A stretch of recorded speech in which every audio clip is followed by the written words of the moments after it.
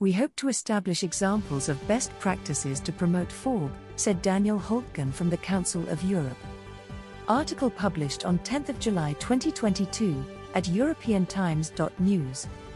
Message from Daniel Holtgen as Council of Europe's Spokesperson and Special Representative on Anti-Semitic, Anti-Muslim and other forms of religious intolerance and hate crimes, when attending on 5 July 2022, to the International Ministerial on Freedom of Religion or Belief hosted by the Foreign and Commonwealth and Development Office of the United Kingdom. Daniel Holtgen said in a Twitter post, "Delighted to attend Freedom of Religion or Belief Ministerial in London, and to represent the Council of Europe. Excellent initiative of the UK Special Envoy on Freedom of Religion or Belief, Fiona Bruce. Wishing you and all participants a successful conference." Here is the full message.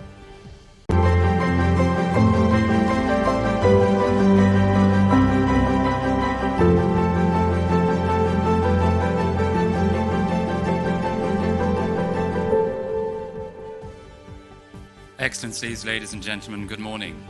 The Council of Europe was founded in the aftermath of the Holocaust as the first European organization to promote democracy, the rule of law, and human rights. Freedom of religion or belief and the prohibition of discrimination are protected by the European Convention on Human Rights, signed by all of our 46 member states, and some have spoken today. The fight against discrimination, including on grounds of religion or belief, is a key objective of the Council of Europe today. No one should be targeted for what they believe or do not believe. In response to rising anti-Semitism and other forms of anti-religious discrimination, our Secretary-General Maria Pecinovic-Buric decided to promote the Council of Europe's work in these areas with a special representative on anti-Semitic, anti-Muslim and other forms of religious intolerance, which does include human rights violations against Christians too. I was appointed to this position at the end of 2020. Last year, our anti-discrimination body, ECRI, put forward a recommendation on preventing and combating anti-Semitism.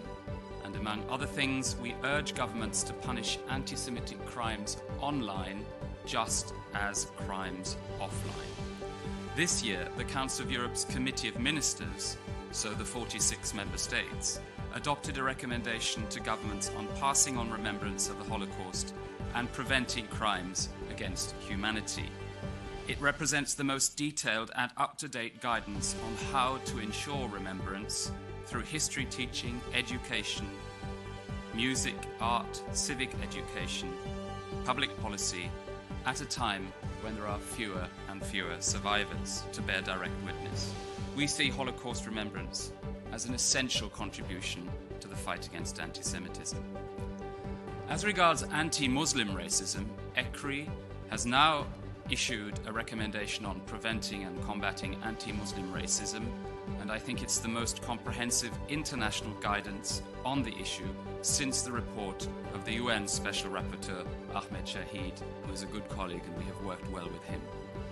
The recommendation includes the finding of a survey by my office on the nature and dimension of anti-Muslim abuse on the internet. The results indicate that online hate speech against Muslims in Europe is increasing rapidly and is criminally relevant because it includes incitement to violence and death threats. Ensuring freedom of religious practice is a growing challenge as new restrictions regarding Jewish and Muslim religious slaughter are being introduced in different parts of Europe today. We believe UK legislation and practice can be a positive example in our efforts to find urgently needed solutions. And in the next months, we also intend to examine the contribution that interfaith groups and dialogue and cross-community groups can make to prevent hate speech and promote tolerance, especially among young people. By comparing promising initiatives in our member states, we hope to establish examples of best practice which can help to promote freedom of religion or belief in our increasingly diverse societies.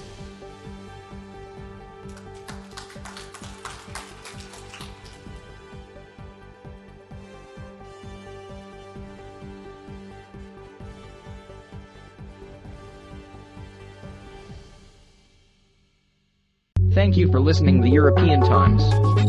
Do not forget to like, comment and share this article. For more news, please visit our website at europeantimes.news.